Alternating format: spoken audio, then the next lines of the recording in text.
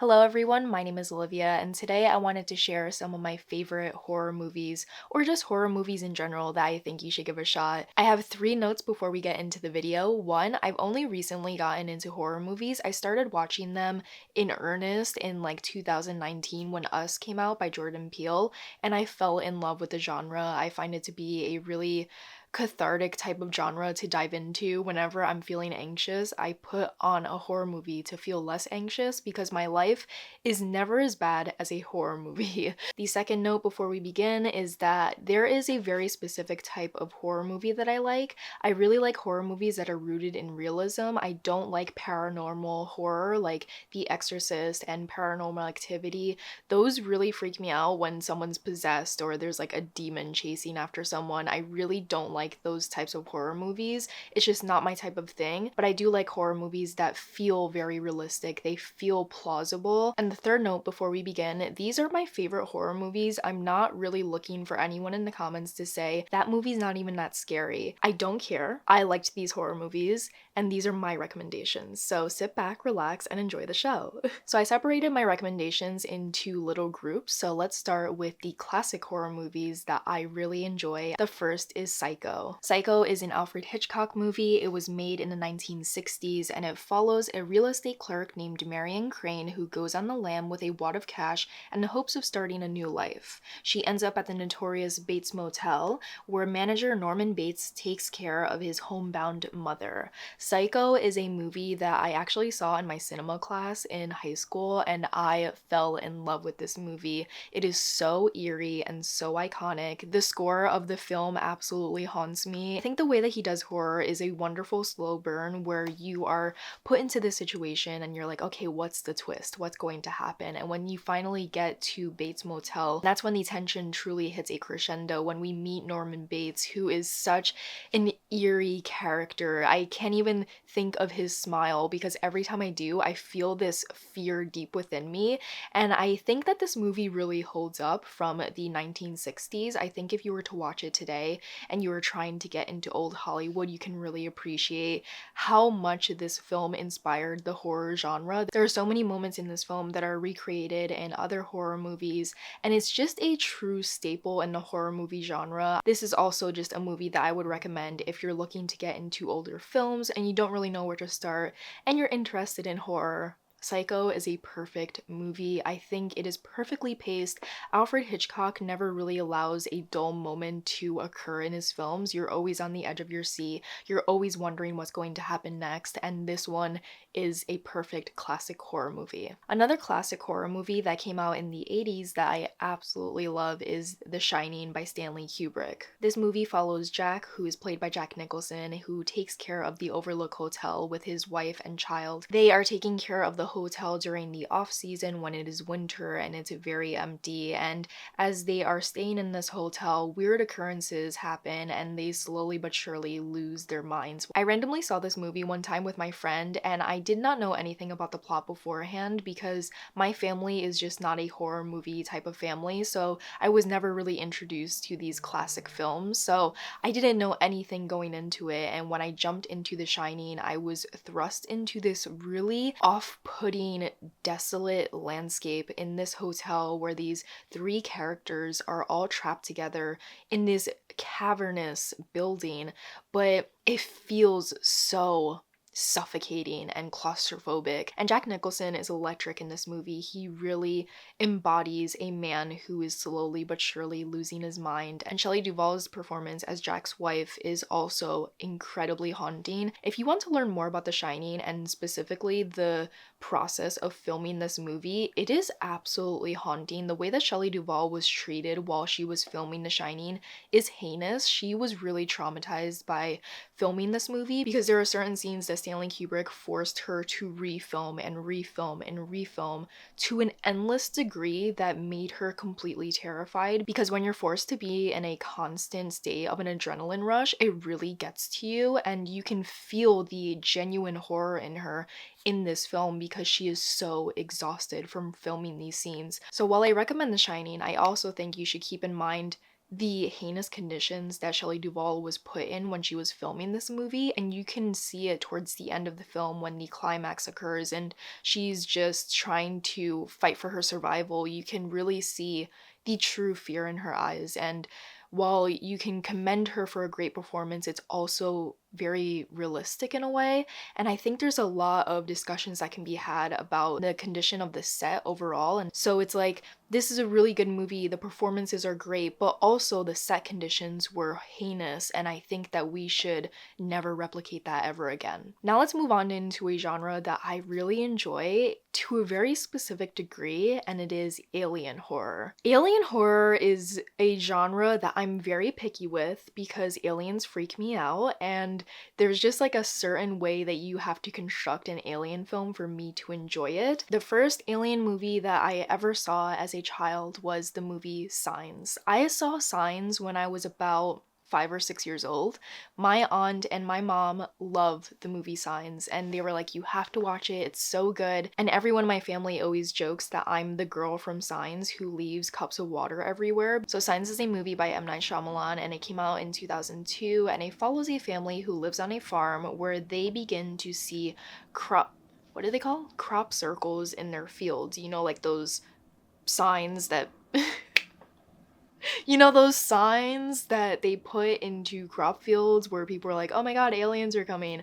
Those. So the family begins to see these crop signs and they start to think that aliens have landed on Earth. And the way that this movie is constructed is so haunting because for most of the film you don't see the aliens until you get to this one point where you finally see them head on, and it is the creepiest, like, skin crawling feeling that I've ever had as a child. When I first saw those aliens, I was so freaked out, and I loved the way that we just followed this one family during this one situation. Of course, these aliens are taking over Earth and they are infiltrating different people's lives, but we only get to view this experience from the perspective of this family. So we have Mel Gibson as the father and we have Joaquin Phoenix as the uncle, who is very close to the family, and they are kind of banding together during this moment. And the two differing perspectives of Mel Gibson and Joaquin Phoenix's characters is so funny. There's like a subtle hint of comedy in this movie where Joaquin Phoenix fully believes that aliens are coming and he's prepping for it, and he's convincing the children of the family, like, aliens are coming, we have to prepare, they're gonna eat our brains. You either love it or hate it. I think there's a hint of nostalgia to it where if you saw it at a young age and you were freaked out by it, you can really appreciate the film for what it is. It's not the best film in the world, but it's a great film that I highly recommend to people because a lot of people I know haven't seen it, and I just love this movie for some reason. It is so freaky. It is such a classic in my family. It's great. Another alien movie that I absolutely love is A Quiet Place. A Quiet Place is a really interesting take on aliens where they are not able to see by sight. They can only track people down by sound, and they are somewhat like zombies where, like, they will eat you if they can find you, so you better hide and you better be quiet, of course. So I feel like a lot of people have seen A Quiet Place, so I feel like I'm just regurgitating a plot that you already know.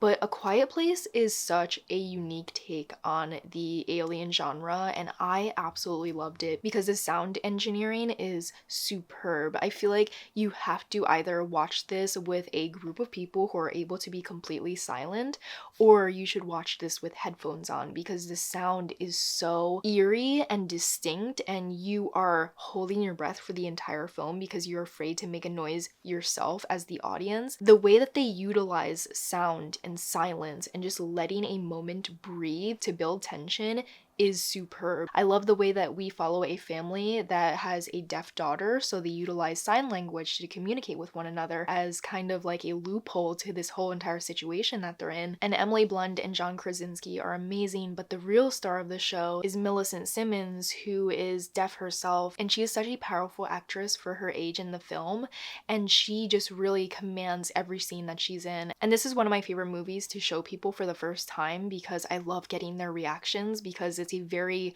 jump scary type of film. Absolutely love it. If you have not given it a try, give it a try, wear some headphones, let it completely freak you out. I actually have a third horror movie that I want to add to the classic movie section, and it is Alien by Ridley Scott. This came out in 1979. Aliens follow a group of scientists on a spaceship, and they are returning to Earth when they hear a distress signal on another planet and decide to investigate. And when they investigate the planet, they realize that there are a ton of really gross and slimy alien eggs that hatch and reveal an alien that kind of is down to hunt them all. And this is one of the most tension-filled movies that I have ever seen. I recently rewatched it with my movie club, the Cinebun Club, which is over on my Discord and anyone is free to join. And it was such a fun movie to watch with others, especially people who have never seen it before, because it is a really gross movie. They lean into the grimy, slimy feeling of an alien, or what we would picture an alien to be, and it is so skin crawling, and the way that they use these practical effects to create such a haunting alien design is absolutely amazing. From the design of the alien planet to the design of the alien itself, it is something that is unlike anything I've ever seen before, and I love the way that it still stands the test of time. This came out in 1979, and I think it still really holds up as a really grotesque type of movie, and I just love Sigourney Weaver as the main character. She is such a cool actress. Like, she just embodies this really cool energy where I'm like, oh, I want to be her. I love Alien. I have not seen any other Alien movie. I don't think I need to see any other Alien movie, to be honest. Don't try and convince me.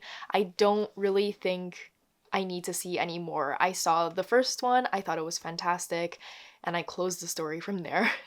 The next Alien movie that I love and highly recommend is Nope by Jordan Peele. This came out in 2022, and we follow Daniel Kaluuya and Keke Palmer, who play siblings, and they work on a ranch in this really remote part of California where they train horses to act in films. And one night they come across this phenomenon that changes their life forever.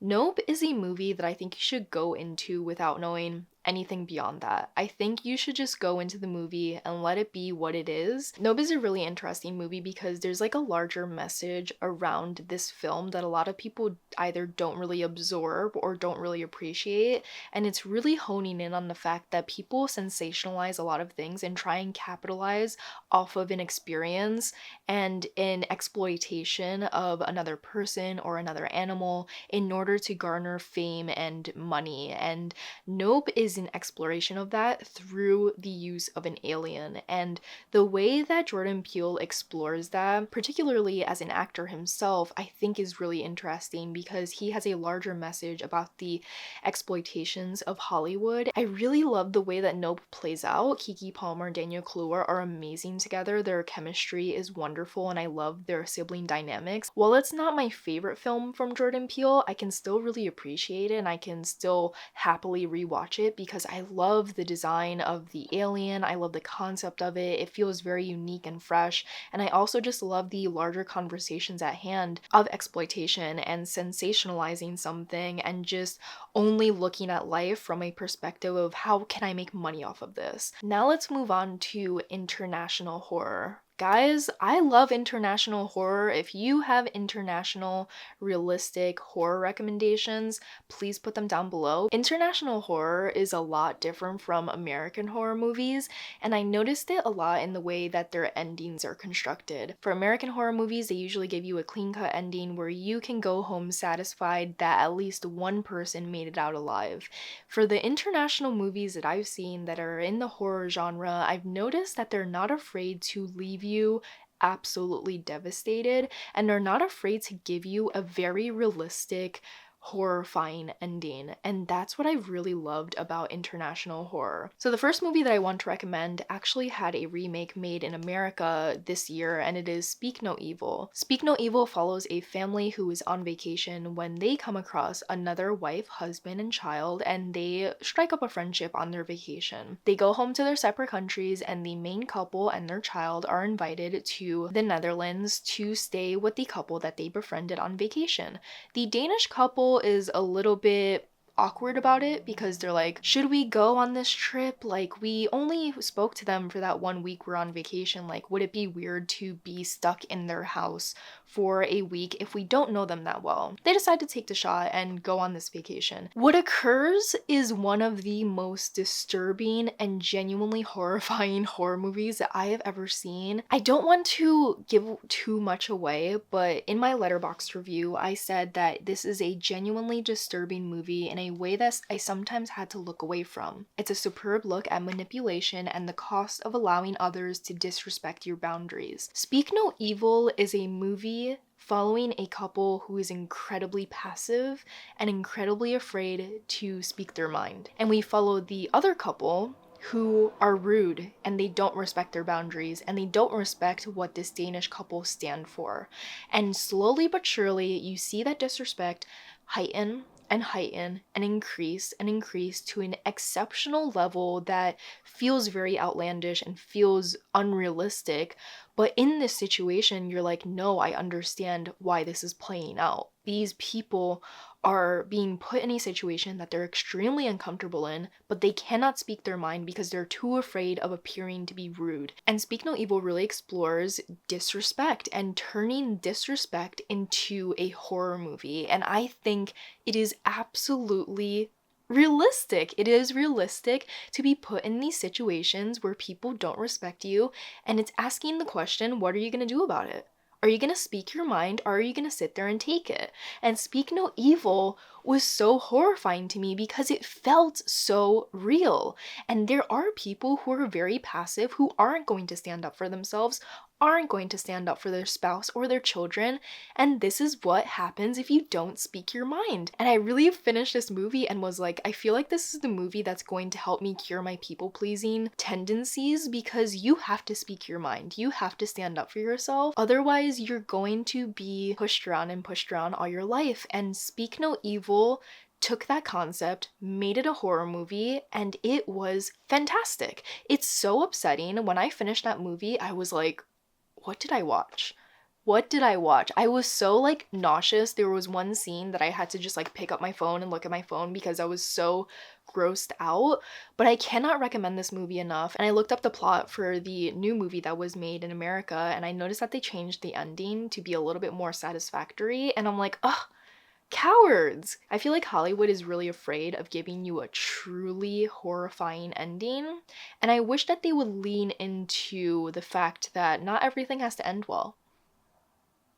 Anyway, another international horror movie that I saw is considered a thriller, but I feel like if you were the right person, you would consider this a horror movie, and it is called The Vanishing. This movie is set in the Netherlands and France, and I don't necessarily know what specific country to call this movie. Like, Speak No Evil is a Danish movie. I don't know what to call The Vanishing. So it's a movie set in the Netherlands and France. So we follow Rex and Saskia, who are on a road trip, and they stop at a gas station along the way, and Saskia goes missing. So 3 years later, Rex is still on the hunt for Saskia, and he truly believes that he can find out what happened to her. And throughout the 3 years, Rex begins to receive letters from the person who took Saskia, and he wants to find the person who did it and find out what happened to her. The Vanishing is a movie that will crawl under your skin and demand your attention, and I feel like it's even more unsettling to watch as a woman, because I feel like we all have that fear in our mind in certain situations when you come across a man where you're like, is this going to become something bad, or am I going to be okay? We all have that one moment in our life, or multiple moments in our life, where that happens. A specific way that this film is shot that I think is so unsettling, because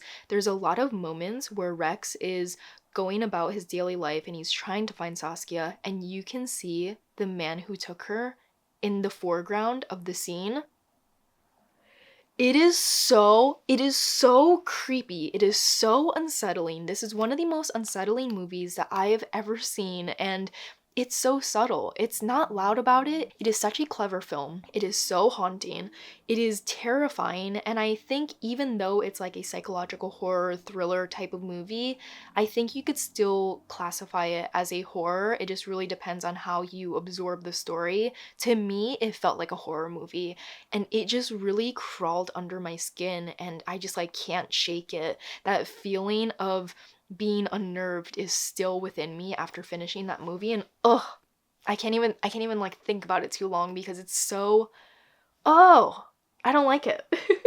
Like, I recommend it, but I don't like it. And the last international horror movie that I have to recommend is The Ritual. This is a movie from the UK, and it follows a group of men who are on this hiking experience together in the middle of like Switzerland, and they are trying to reconnect after the death of one of their friends, and they're trying to pretend that everything is okay. We're all back together. We're gonna enjoy our camping trip. Oh, but wait, one of the characters gets hurt and he needs to go back to their car. Why not cut through this really mysterious forest? Because it's gonna be a quicker way to get to the car, right? Nothing's gonna happen in the forest, right? The Ritual is like the Blair Witch Project, which I also do recommend, and it is taking the Blair Witch but making it more horrifying and more out loud with who the villain is. Because the Blair Witch Project, you never truly see the villain in the movie. You only ever hear them and you see what they're doing to the woods around the characters in that movie. But in The Ritual, you can clearly see who is the villain, and you are being led down a path that is absolutely horrifying. What starts out as like a seemingly Blair Witch remake kind of delves into this other half of the movie where you're like, what is happening? I think you have to go into this film knowing it's not going to be the greatest movie of all time. It's just a really fun, tension-filled horror movie, and I just really loved it. I love movies where people are just trapped in one area and they just have to try and find a way to survive, and it never turns out well in horror movies. No, it doesn't. I don't know why people camp. I still don't understand it. Why are people sleeping in the middle of the woods when you can just stay at a hotel? Now let's get into the miscellaneous horror movies that I have to recommend that I couldn't necessarily put into a category, but I still love them either way. And let's start with The Menu. And it stars Anya Taylor-Joy, who is invited by her boyfriend to this remote island for this exceptional culinary experience from this one chef who only serves people a certain amount of times a year, and you pay thousands of dollars to eat at his restaurant, and it's the greatest honor in the world.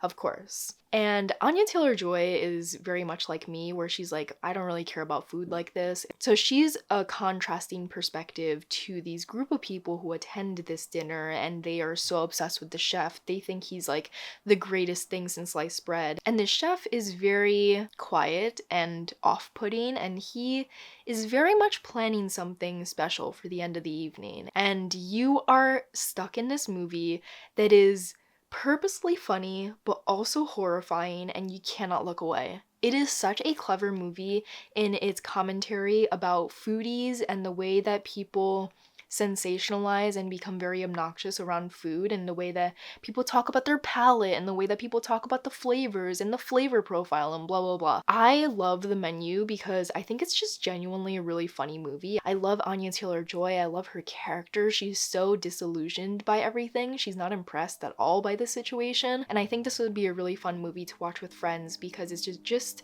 a really clever horror movie that's not truly horrifying. The next movie I have to recommend is the movie Fresh. We follow Sebastian Stan and Daisy Edgar Jones, who are absolutely fantastic in this film. And Daisy Edgar Jones's character is sick of the modern dating world. She's sick of dating apps. So one day she goes to the grocery store and organically meets Sebastian Stan in the vegetable aisle, and he hits it off with her, and they eventually begin dating, and she's like, this is really good for me. I met him organically and I think we're really hitting it off. He decides to invite her to his vacation house,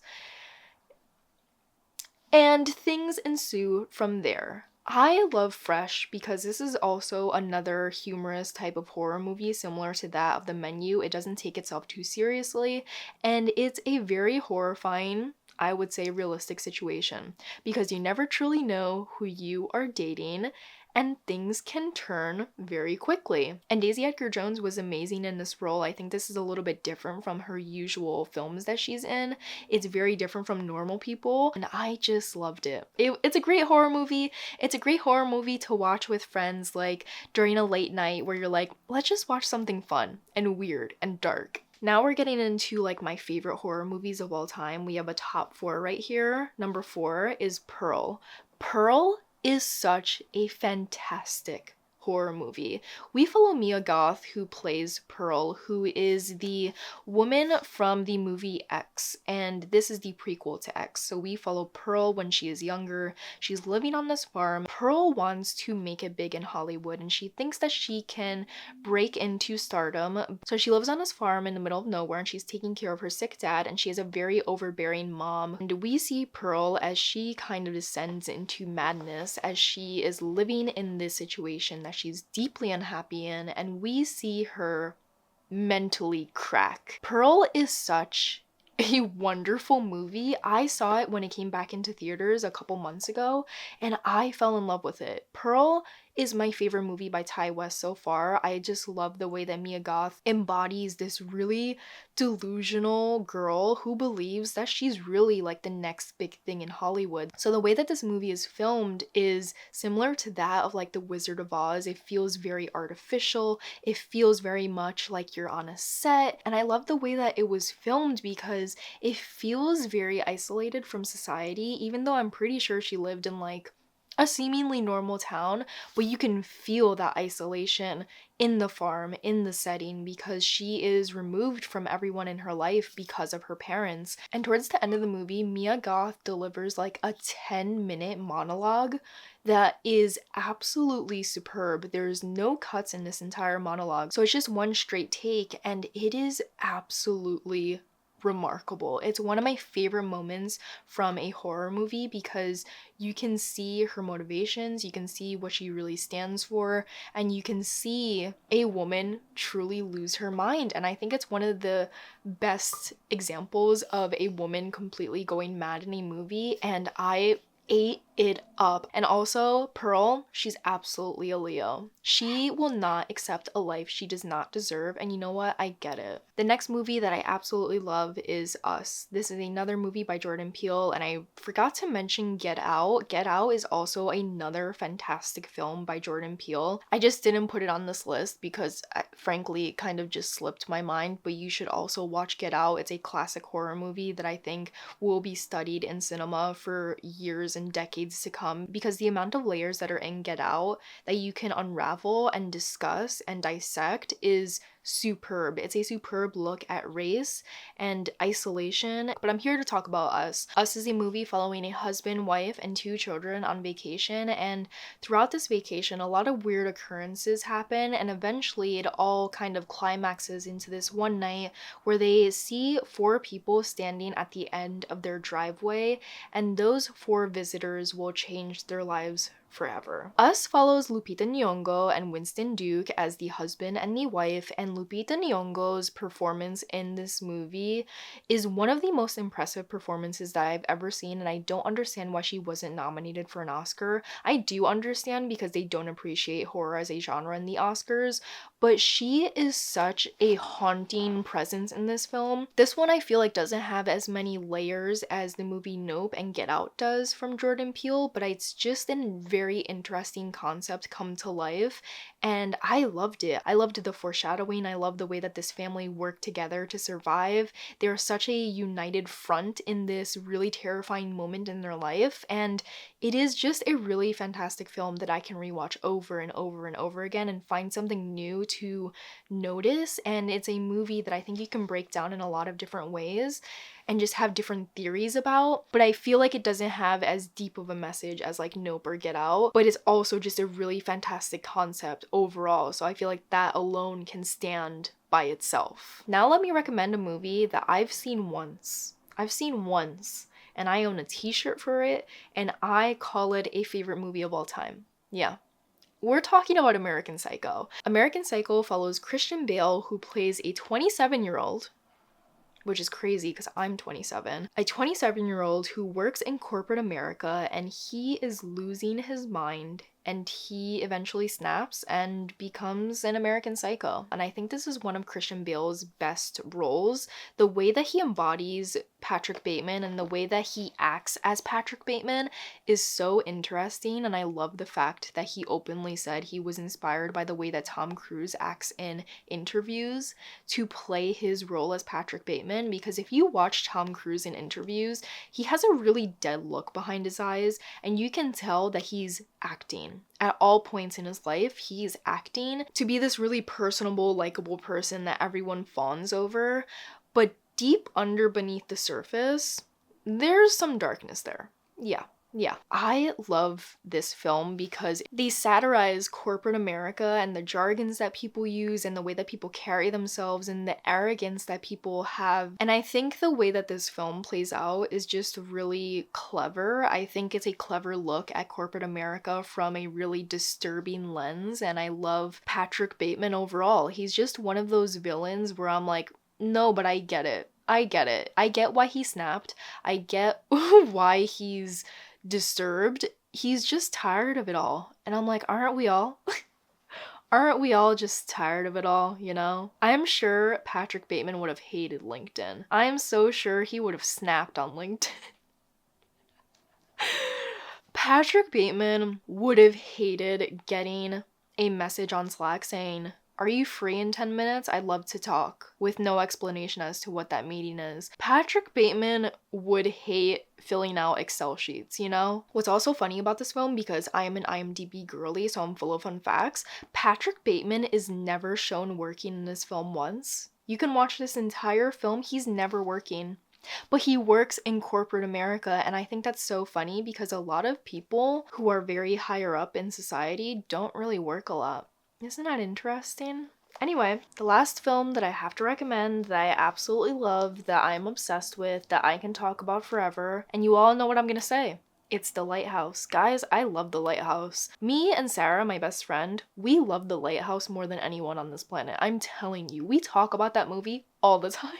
The Lighthouse follows two men named Thomas. Yes, they're both named Thomas, and they are set to work at a lighthouse for an extended period of time. So they arrive on the island, they switch shifts with the other men who previously stayed there, and throughout their time working in this lighthouse and doing chores and just being isolated from society and only being able to talk to one another, these two men lose their minds. The Lighthouse is fantastic because it feels like a fever dream, and it is so disturbing and so confusing, and there are so many different ways that you can interpret it. And Robert Eggers is just a really interesting director because he's not afraid to get weird. He's not afraid to give you a film that makes you go, what the hell did I just watch? And I think that's why Sarah and I love it so much, because it's a really disturbing, really off-putting film that is so weird and outlandish in a way that's a little bit artistic, a little bit interesting. And Willem Dafoe and Robert Pattinson are fantastic together. They're two people who match each other's freaks,